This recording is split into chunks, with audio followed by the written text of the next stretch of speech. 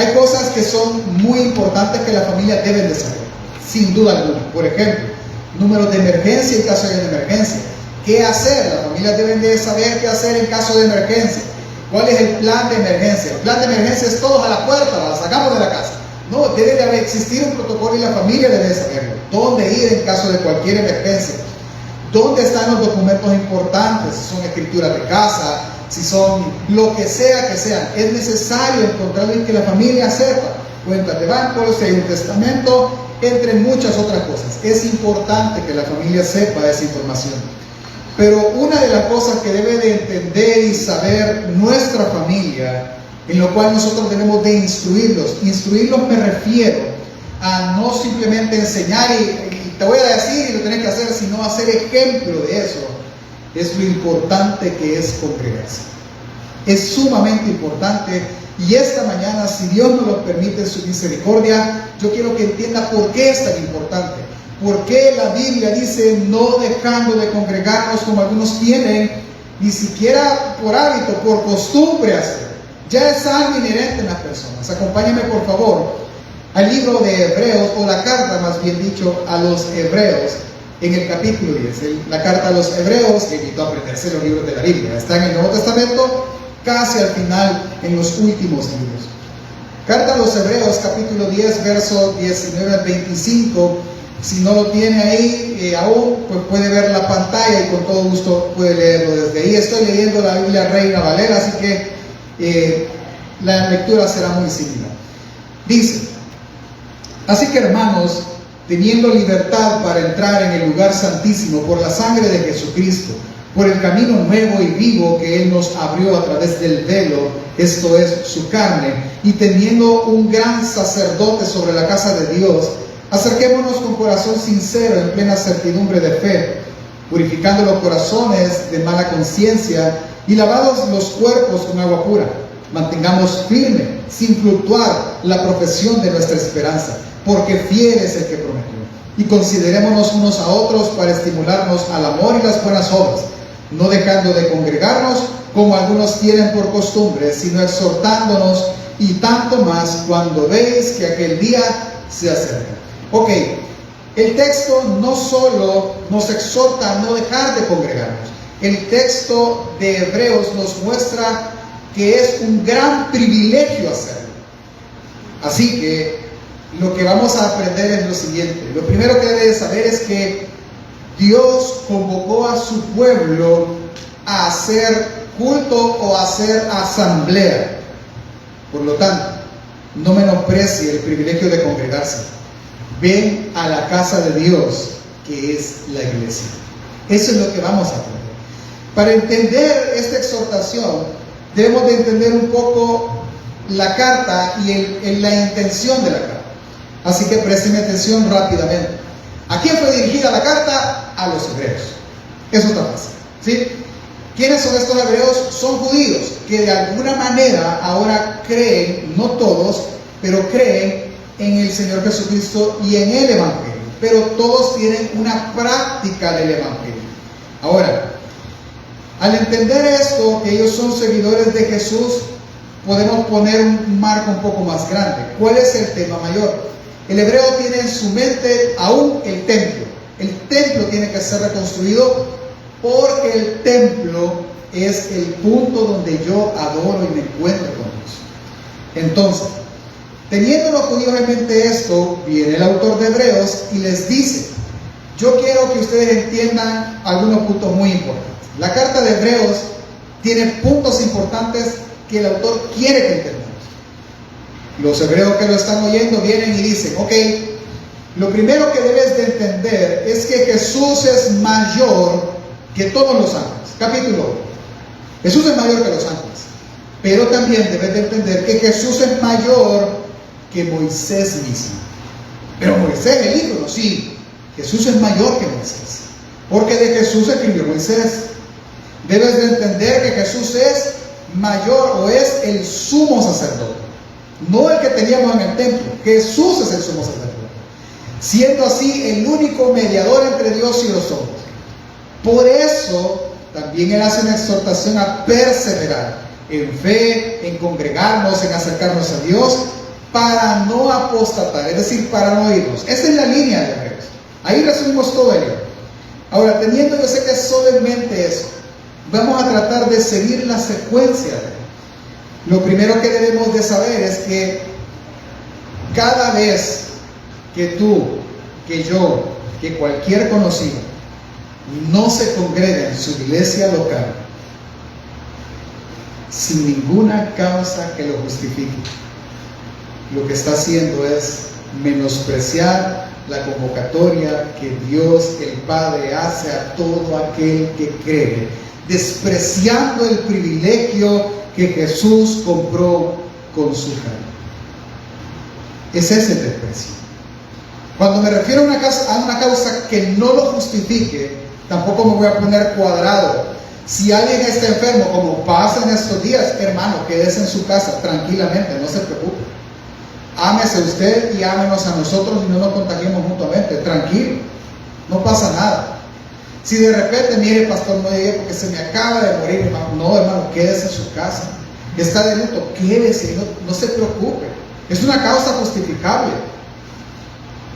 Pero si usted me está diciendo que no se va a congregar porque la pata salió muy dura, los frijoles muy duros y no alcanzó a llegar al culto, eso no es justificable. Justificable no es que amaneció puro, ¿verdad? Está triste el día, no voy a ir. O sea, eso no es justificable. Ninguna de esas causas.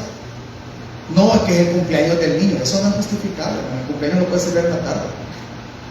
No, es que hay que inflar la vejiga al pastor y el pastor. No es justificable. Porque usted está menospreciando la obra que Dios hizo en la cruz para que usted pueda estar aquí. Porque eso Él lo compró con sangre. Y no me estoy refiriendo a la salvación. No, yo me estoy refiriendo a congregarme. Sé que la salvación de Jesús para con nosotros fue comprada con sangre, sí. Pero no solo la salvación, sino también este privilegio. ¿Cómo así, pastor? Vamos al texto. Lo primero que debemos de entender es por qué le está chocando tanto ese texto a ellos. Así que, lo primero que debemos hacer es lo siguiente. Lo que vamos a hacer es esto. Primero vamos a ver cuál es la convocatoria. Éxodo capítulo 5, versículo 1, acompáñenme por favor a su Biblia. Vea lo que Dios hizo. Dice: después de esto, Moisés y Aarón se presentaron ante Faraón y le dijeron, ubiquémonos en la historia. La historia es, ya Moisés habló con Dios. Dios le dijo a Moisés, anda a librar al pueblo. Viene Moisés después de la gran plática que tienen y ahí el gran dilema, se va donde Faraón y habla con Faraón y le dice a Faraón, dice Dios que debes ir a mi pueblo. Vean, sigamos leyendo. Así dice el Señor Dios de Israel: deja ir a mi pueblo, escuche, para que celebre en el desierto una fiesta en mi honor. ¿Para qué salvó Dios al pueblo? ¿Lo sacó al desierto para que comieran maná? No. Lo sacó al desierto porque pobrecitos les pegan mucho aquí en Egipto, mejor en el desierto, que mueran de calor. No. Lo sacó con el propósito de que reunida la asamblea de todo el pueblo, reunido todo el pueblo, ellos hiciesen una fiesta en honor de Dios, o como lo dice el autor de Hebreos, un culto. Que la palabra culto simplemente es mostrar nuestra cultura, es decir, nuestra fe, nuestro credo. Así que lo primero que debe entender es una cosa: a quien se le inventó, a quien se le ocurrió venir y reunir al pueblo para darle gloria a su nombre fue a Dios, y Dios los invitó. Teniendo eso, el autor de Hebreos viene y dice, si usted no me cree, que leamos en la Biblia, capítulo 9, versículo 1. Ahora bien, aún el primer pacto, allá en la Pascua, Moisés tenía ordenanza de culto y un santuario terrenal. ¿Cómo así, pastor? Le voy a explicar. Ponme por favor en la pantalla la fotografía del templo. Vea. Perdón. El desarrollo, hermano. Este no vuelve a desarrollar la voz. Vea esa parte. Le voy a explicar cómo ellos se congregaban. ¿Sí? Esto está más profundo en la clase de fundamento. Ay, cuando vuelvan a dar el módulo, cuando usted se inscribe. Vea, saltándome un montón de cosas, así funcionaba. De repente alguien quería pedirle perdón a Dios por algo, o simplemente quería adorarlo. Entonces él venía, agarraba su ofrenda y se iba al templo. Si usted puede ver la flecha allá al lado izquierdo mío, derecho suyo, ahí. El cristiano, por así decirlo, o el hebreo, llegaba hasta donde está la flecha, ahí. Y ahí se encontraba con el sacerdote. Y le decía: señor sacerdote, no el sumo, el sacerdote. Aquí está mi ofrenda al Señor. ¿Será que tú puedes entregarla en mi nombre? Por supuesto. El sacerdote la agarraba y ¿sabe qué le decía al hebreo? Quédate aquí, ya regreso. ¿Y a dónde se quedaba el hebreo? Afuera. Él no entraba. Se iba el sacerdote al siguiente paso, que es el altar de bronce, y ahí, perdón, el sacrificio, ahí destazaba al animal, ofrecía holocausto y adoración a Dios, entraba y se iba al lavacro, se lavaba la sangre del animal, llevaba otra sangre puesta ahí, y entraba al lugar santo, que es el primer cuartito, ahí oraba por el fulano, presentaba ofrenda a Dios, y ya. ¿A dónde está el hebreo? Afuera. ¿Qué está haciendo el hebreo afuera? Pues esperando. ¿Qué esperaba? Que llegaba el sacerdote, no, le decía: ok, mira, ya oré por ti, ya adoramos a Dios por ti, comamos lo que, la carne, porque todo lo demás se quema, así que comamos juntos. Vaya, comamos juntos. ¿A dónde? Afuera. No comían adentro, comían afuera. Comían, tenían comunión con el sacerdote, súper bien, qué bueno, somos amigos, tú eres del tribu de Leví, yo soy de Judá o de cualquier otra tribu. Terminamos, sí, calabaza, cada quien para su casa. Ya estuvo. ¿Qué hizo el hebreo? ¿No? Se acabó. ¿Y si él quería entrar? No. Te morís, literal. Te morís. No puede entrar un pecador. Alguien que no sea de los sacerdotes no puede entrar. Es más, los que estaban dentro es a los que le tocaba. Ni siquiera a todos. Lo único que ellos hacían era, cuando se movían, en el tiempo de Moisés, que agarraba todos los utensilios, es verlos de lejos, hermano. Hay que se acercara a alguien a tocar. ¿Se acuerdan que el fulano que tocó el arca y murió? No podía, porque no era para todos. Eso era. Ahora, no llegó ni siquiera al lugar santísimo. Si usted lo quiere ver así, es el patio o el atrio. El lugar santo es el más grandecito, y el final, donde estaba el arca del pacto, el lugar santísimo, que representa la misma presencia de Dios. Así que nadie entraba a la presencia de Dios más que el sumo sacerdote. Una vez por año se reunía todo el pueblo afuera del templo. Nadie podía entrar. El único que iba a entrar en esa ocasión era el sumo sacerdote.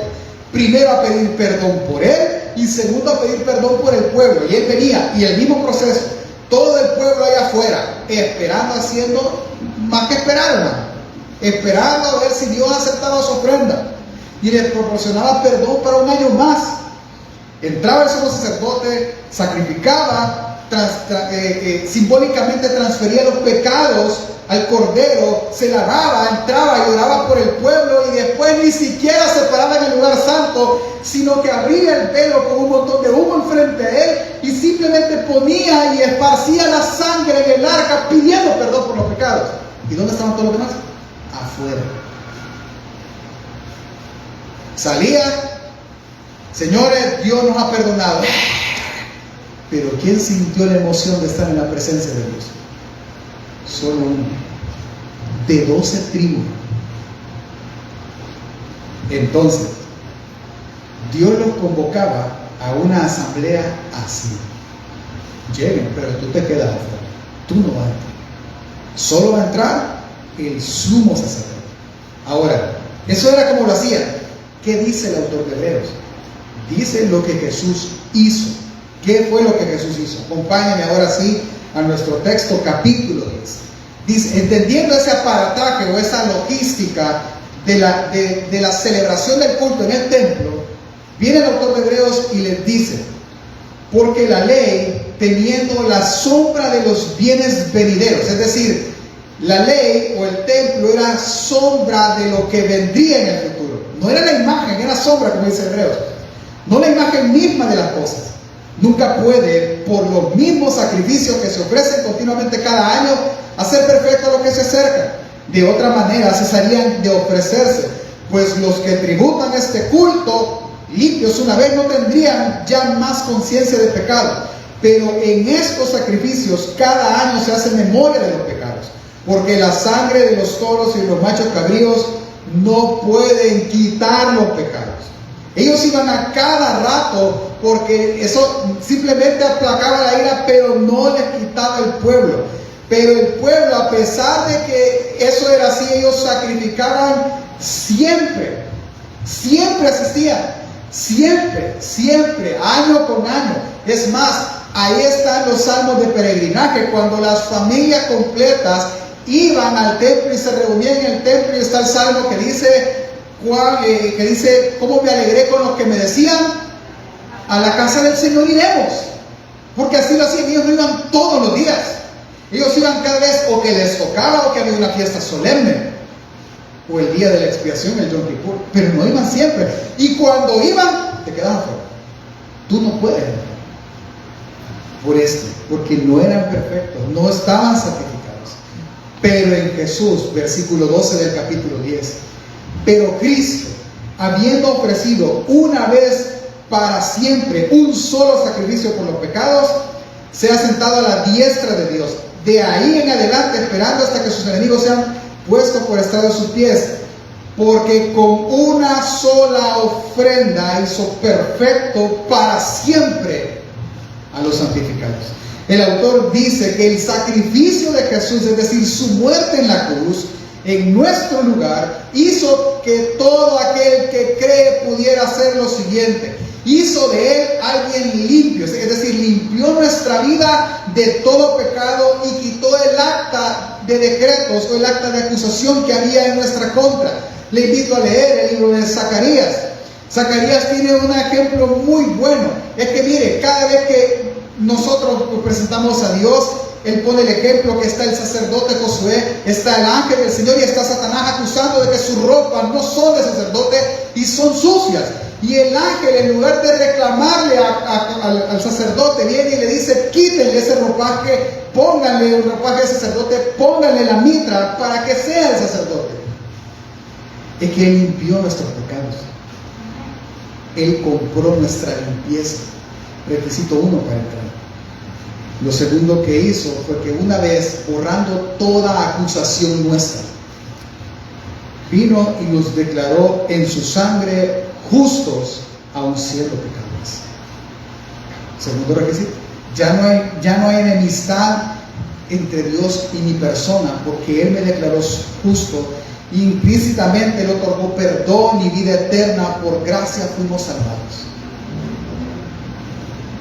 Es que, hermano, la muerte de Jesús, es cierto, nos perdonó, nos hizo algo que nosotros no somos. Vean de la par, con todo. El justo no es, no lo es, pero Jesús lo justificó. El santo no es, dígale: no sos santo. Los que están en la casa, no, hermano, yo. Pero Cristo Jesús en la cruz nos santificó y nos regenera y nos santifica progresivamente en todo nuestro caminar. Es decir, que la muerte de Cristo Jesús, sin importar cuál sea tu pecado, del cual se te acusa constantemente, del cual te sientes culpable todos los días, la muerte de Cristo Jesús agarra ese pecado y esa culpa y la borra y lo tira al fondo del mar y no se acuerda. Y eso es impresionante, cómo un Dios omnisciente puede olvidar algo. Es que no es que lo olvide, Él ya no quiere acordarse, porque Él ya pagó por tu pecado. Él te hizo, como dice en Éxodo, Él hizo de todos ellos y de nosotros un pueblo de sacerdotes, hizo sacerdocio santo de cada uno de nosotros. Al ser sacerdote, ¿qué es lo que podemos hacer? Entrar al templo. Ya no quedarnos afuera, sino entrar. Ahora bien, por esta razón, hermanos, versículo 19. Así Así que, hermanos, teniendo libertad ahora para entrar en el lugar santísimo por la sangre de Jesús, por el camino nuevo y vivo que Él nos abrió a través del velo, esto es su carne, y teniendo un gran sumo sacerdote sobre la casa de Dios, acerquémonos con corazón sincero, en plena certidumbre de fe, purificados los corazones de la mala conciencia y lavados los cuerpos con agua pura. Hermano, lo que le estoy diciendo es, cuando Él muere, dice la narrativa en Juan, que el velo se rasgó de arriba a abajo, y que ahora el lugar santísimo podía verse desde el lugar santo. Y si las cortinas del lugar santo estaban abiertas, podía verse desde el atrio. Y si el atrio estuviese abierto porque Él estaba ahí, podía verse desde la calle misma. Porque Él pagó el acceso de cada uno de nosotros a la misma presencia de Dios con su carne. Quiere decir que el que antes se quedaba en la puerta, ya no se quedaría en la puerta. Ahora podía Él ni siquiera darle la ofrenda al sacerdote. Él podía presentar ofrenda a Dios, y Él puede ir a interceder y orar a Dios, y Él puede llegar y poner su misma sangre en el mismo lugar santísimo, porque Dios compró ese privilegio. Por eso, cada vez que decidimos no congregarnos, desperdiciamos ese privilegio. Hermanos, alguien una vez me hizo la pregunta, no la pude responder, para ser honesto. En ese momento me dijeron, ¿cuándo dejó el templo de funcionar? Y sonaron los grillos en mi cerebro y no encontré nada. Pero después me puse a pensar, ¿y cuándo dejó de funcionar? Cuando Jesús murió, cuando los sacrificios ya no eran necesarios, porque Él quitó de una sola vez y para siempre el pecado de todos nosotros, porque Él era el Cordero de Dios que lo haría. ¿Me doy a entender? Entonces, cuando nosotros, pudiendo entrar al templo, no lo hacemos, menospreciamos ese privilegio. ¿Me doy a entender, familia? Es feo llegar a un lugar y que diga, solo personal autorizado. Se ha fijado que aquí en la iglesia no existe eso. En ninguna parte hay solo personal autorizado. Todo el mundo entra donde quiera. Es bonito, no hay restricciones. ¿Sí? A veces allá la bodega del hermano, hombre, esta bodega tiene un sótano, no importan de todo. Si un día necesito un carro, de seguro ellos tienen. Pero hay lugares donde el acceso es restringido. Y miren lo que hace. Cuando uno, por eso da por el seguro social, cuando uno da seguro, voy a entrar con él, yo veo que puede caminar, que ve hacia afuera, qué feo. Horrible eso. Qué irónico que uno quiere entrar donde no lo dejan, y donde puede uno se niega para él. Y debe entender, es que Él compró el privilegio. Y cada vez que por causas no justificables, no importantes e indispensables, nosotros decimos, no quiero ir a congregarme, nosotros menospreciamos ese pago que simbolizó la sangre del Cordero. Qué triste. ¿Sabe qué es lo más triste? Es que hasta Jesús asistiría. Mire, ¿cuántos han ido a un lugar donde de verdad uno dice, mira, vamos a hacer el esfuerzo de entrar porque queremos ver a, no sé quién ha ido a ver usted sabe. Me acuerdo que yo no soy mucho de andar en esas cosas, ¿no? Yo de verdad no. Un día fuimos a ver a los compas, como estaban mis hijos pequeños. Fue mar y tierra con mi esposa, fue para entrar al Gimnasio Nacional. A ver a los, en mi mente fue, ¿y qué tipo de perro voy a ir a ver? Bro? Si usted ha visto los compas, hermano, grandes maquetas de perro y un hombre en medio, o sea, y los niños emocionados, súper, todos los niños gritando, ¿verdad? Y llega un momento que hasta el adulto grita, ¿verdad? Si hacemos eso por algo que es falso, si yo le dijera que el mismo Jesús se congrega y va, ¿qué pensaría usted? Entienda que Él, escuche lo que le voy a decir, Él no solo compró la entrada al lugar santísimo y a la misma presencia de Dios, sino que Él va también. Y usted lo menosprecia. Qué duro es eso. Qué duro es no venir porque simplemente no quiso. Y había algo más importante que hacer que venir y adorar a Dios con el mismo Jesús. No, pastor, yo eso sí no lo voy a creer. Va. Salmos, vaya al libro de Salmos conmigo. Allá por el capítulo 3 de Hebreos, usted vaya a Salmos 22. El autor cita un versículo de Salmos, pero el Salmo es impresionante. Salmo 22:1, si usted lo tiene en la Biblia, lo vamos a leer y usted me dice de quién son esas palabras. ¿Sí? Salmo 22:1 dice: Dios mío, ¿por qué me has desamparado? ¿Por qué estás tan lejos de mi salvación y de las palabras de mi clamor? ¿De quién son esas palabras? ¿Acaso no son las mismas palabras que Jesús dijo en la cruz? Alguien podría decir: ok, pastor, entonces Jesús en la cruz citó ese salmo. Puede ser que sí, pero recuérdese que esto es palabra de Dios. Quien inspiró estas palabras fue Él. Sin hacer mayor explicación y síntesis de esto, entienda que estas son las mismas palabras de Jesús, porque Él inspira al salmista a escribir estas palabras. Y Él empieza a poner, y si usted lo lee, usted va a ver que es el momento en que Él está en la cruz. Él está anunciando su muerte en este salmo, pero el salmo no termina ahí. Vaya al versículo 22 conmigo. En el versículo 22, cuando ya da muestras de que a pesar de que será su muerte difícil, terminará en victoria, Él dice en el Salmo 22, capítulo 22: anunciaré tu nombre a mis hermanos. Deténgase ahí. ¿Quiénes son los hermanos de Jesús? ¿Quiénes son los hermanos de Jesús? Días de la parte. Ustedes. Yo. ¿Quién aquí es hijo de Dios? Levante la mano. ¿Y quién es Jesús?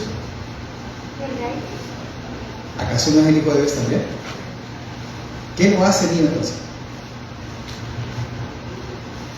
Y pastor, no, que no tenga miedo. Romanos lo dice, para que él sea el primogénito entre muchos hermanos. Hebreos dice, léalo en el capítulo 3 en su casa, que él no se avergonzó llamarse hermanos de ellos.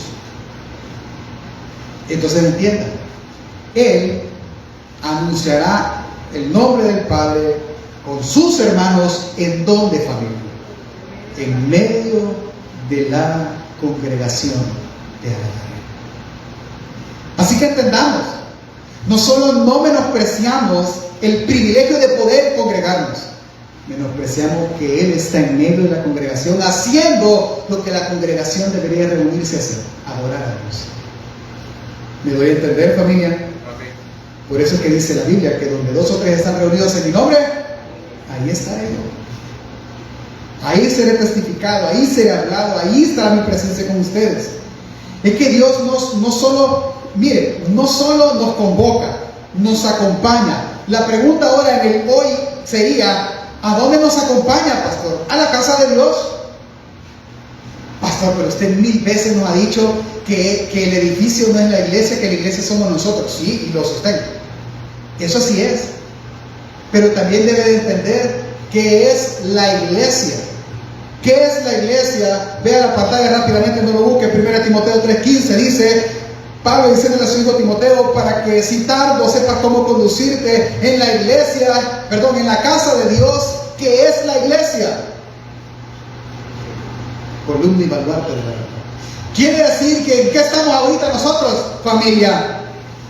En la casa de Dios. Porque somos templo y morada del Espíritu. Porque como dice Pedro, fuimos hechos piedras vivas también, edificados como casa espiritual. Entienda, Él no solo nos convoca, nos acompaña a la casa de Dios, que es la iglesia. Y cuando usted no quiere congregarse porque amaneció del lado derecho, porque se golpeó el dedito pequeño en la cama, porque tenía hambre, porque no se bañó, porque el día estaba nublado o soleado, porque mucho calor o frío, usted menosprecia eso. Entiéndalo, hermanos.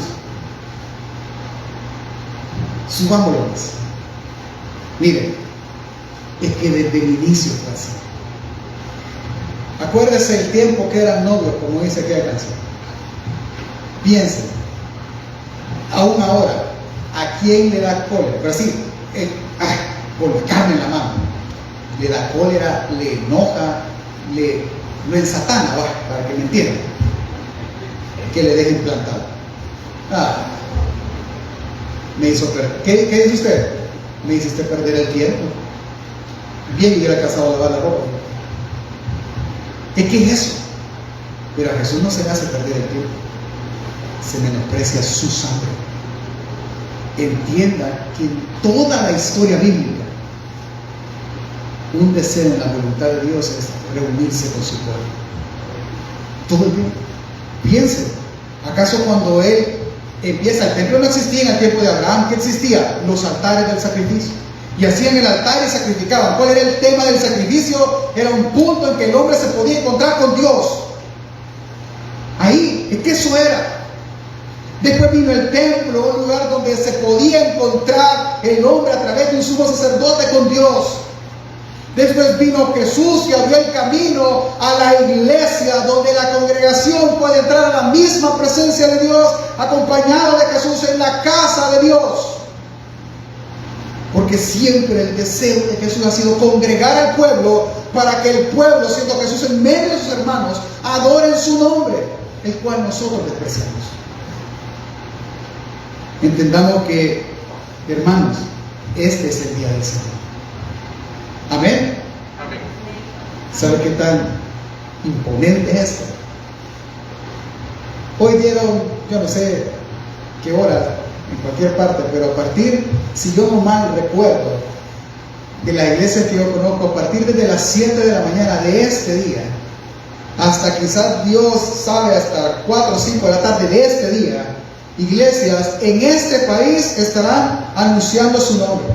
Iglesias en la región estarán anunciando su nombre. Iglesias en Latinoamérica y en el continente americano estarán anunciando y celebrando el nombre de Cristo Jesús, y reunidos en un solo lugar, que la presencia de Dios, siendo conscientes de eso. El otro lado del mundo, hace un ratito, quizás allá en Australia, ya está anocheciendo, pero ellos ya se reunieron a eso. Entienda que Dios convocó a todo su pueblo en todo el mundo, un día a la semana, para reunirse y exaltar su nombre. Y usted dice, no, porque amaneció nublado. Qué menosprecio de toda la obra que Dios hace en todo el mundo. Qué menosprecio. La verdad que nos debería dar pena y vergüenza siquiera considerar el no congregarnos. Ahora, el autor de Hebreos entonces nos dice, si tú has entendido el privilegio que Jesús compró con su sangre, siéntete libre de poderte congregar. Siéntete libre de llegar delante de Dios. Sabe que el texto en el capítulo 10, versículo 25 dice, no dejando. Esa palabra también incita a la lealtad, siendo leales a congregar. Es que es un llamado a la lealtad, a ser leales a lo que Él hizo, a eso. Por lo tanto, entendamos, para ir terminando, Dios convocó a su pueblo a hacer asamblea, a hacer un culto. No menosprecie el privilegio de congregarse. Ven a la casa de Dios, que es la iglesia. ¿Sabe que hablando a veces entre pastores y entre diáconos, a mí me da risa? Porque todos los pastores dicen esto. Todos, por lo que he hablado, que Dios me ha permitido hablar, dicen esto. ¿El qué? Es que fíjate que yo siento que tengo como 3 iglesias en la congregación. Porque cuando llega un bloque, el otro no llega. Cuando llegan estos hermanos, los otros no llegan. Y como que se pusieron de acuerdo. Quizás hay un chat que yo no conozco, y se ponen de acuerdo. Yo tengo que ir a bordo, así, pues me voy a quedar yo. Es que si toda la iglesia entendiera realmente qué es congregar, no solo entenderíamos que sería un privilegio, un mandato, una exhortación, sino que fuera un deleite. Fuera un deleite. Venir y podernos congregar. Venir y poder tener comunión entre hermanos. Venir y cantar juntos a Dios. Si nosotros quisiéramos practicar, que yo creo que no sería necesario hablar de la práctica de este texto, pero sí lo vamos a hacer, sería así de importante. Hermanos, nuestra familia debe de saber, entender y atesorar que el día del Señor es santo y sagrado y que existe para la práctica de congregarnos. Eso no es solo importante, es necesario. Y que nuestra familia debe de entender eso. Listo, pastor, anotado. Hoy se lo voy a decir. No se los diga, hágalo. Enseñe a usted. Pues sí, se lo quiero decir, no, hágalo. Cada vez que sea necesario para usted congregarse, congréguese. Cada vez que alguien le diga, mira, deberíamos ir a la playa, te invito a la de cámara, súper, allá llego. No, ¿y por qué no nos vamos juntos? Que voy a ir a la iglesia primero. Después de la iglesia me voy, para no ir tan tarde, no voy a ir al culto de las 8. Y allá llego rapidito. Es que debe de ser su estilo de vida, porque esto es un privilegio. No todo el mundo puede hacerlo y no todo el mundo quiere hacerlo. Entienda, y voy a guardar su corazón, hermano, aunque a los pastores no le voy a engañar, nos afecta. O sea, nos afecta porque usted no sabe lo que implica enseñar, lo que implica venir y hacer lo que hacemos. Claro, es un don, es una gracia que Dios nos ha dado y Él nos ayuda a hacerlo, pero lo que predican en esta iglesia no me van a dejar mentir. Hoy es domingo, usted se va a ir tranquilo, todos vamos a ir a la casa, vamos a descansar. Para mí es lunes, vamos a predicar el domingo y voy a ver qué me toca, porque ya hay una serie que seguir. Pero cuando no existe serie, por ejemplo, el otro domingo va a estar afligido. ¿Por qué? Porque el lunes y se me acabó la serie. ¿Qué implica? Orar, leer, pensar, estudiar. ¿Qué vamos a predicar por 5 o 6 las semanas que sean?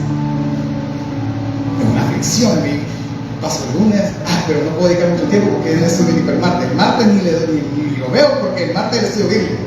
El miércoles en teoría, hermano, es el día que yo me tomo libre, porque paró la actividad de la iglesia ese día. Así que ese día descanso, pero si estoy en esa psicosis, es, Padre, ayúdame, voy a leer para mí, quizás Dios me ayude, ¿verdad? Y empiezan nada.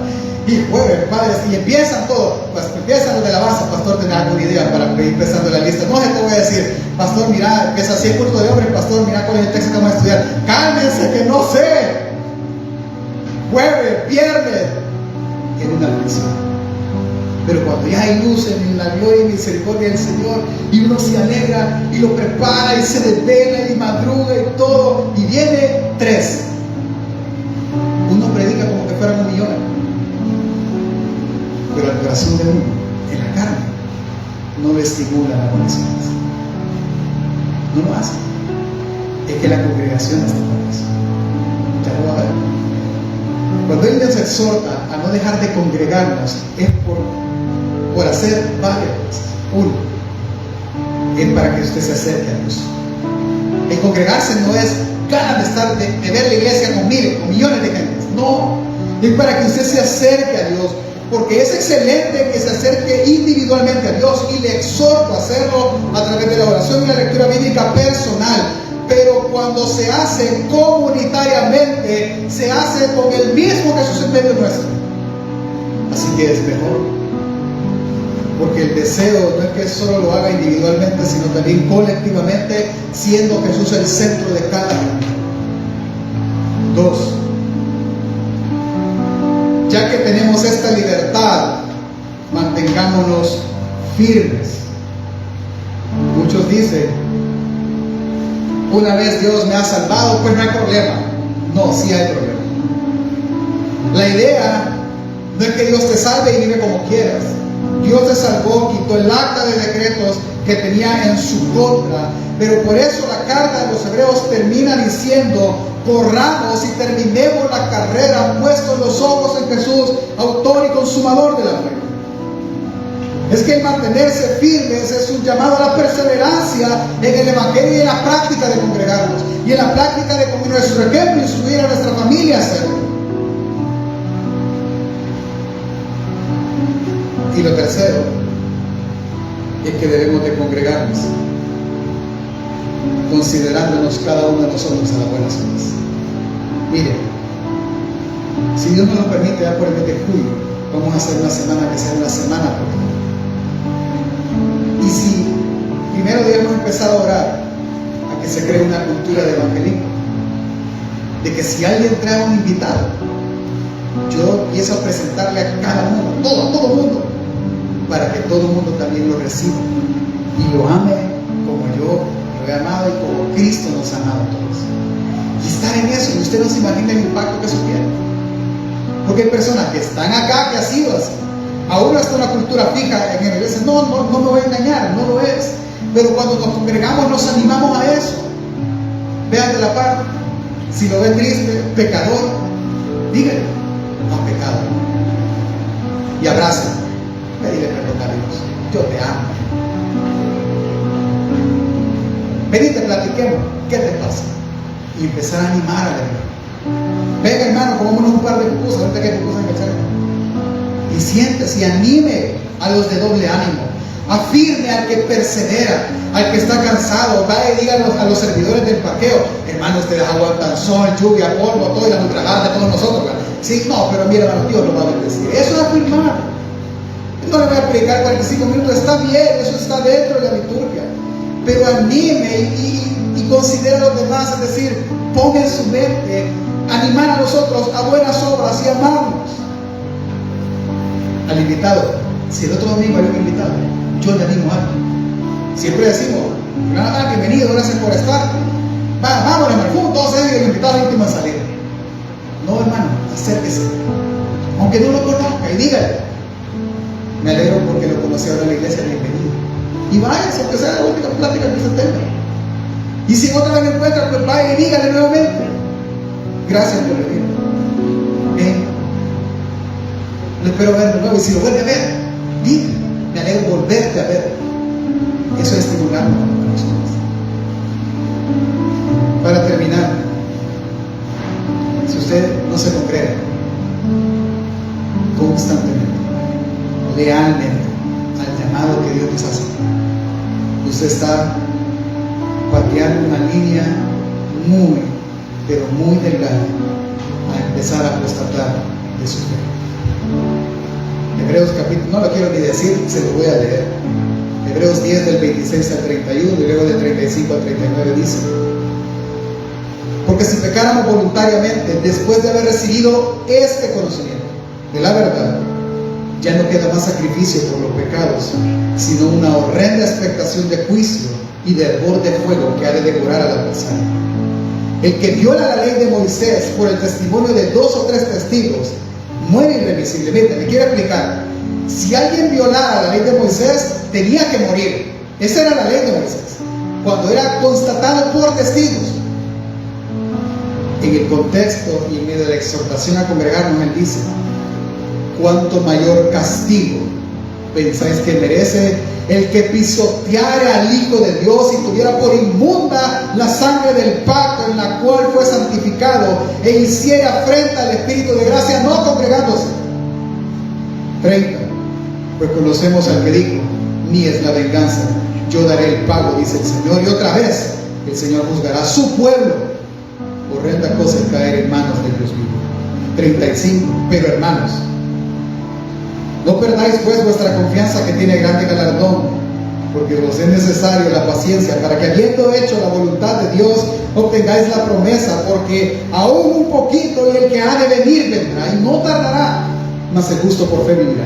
Y si retrocediere, no agradará a mi alma.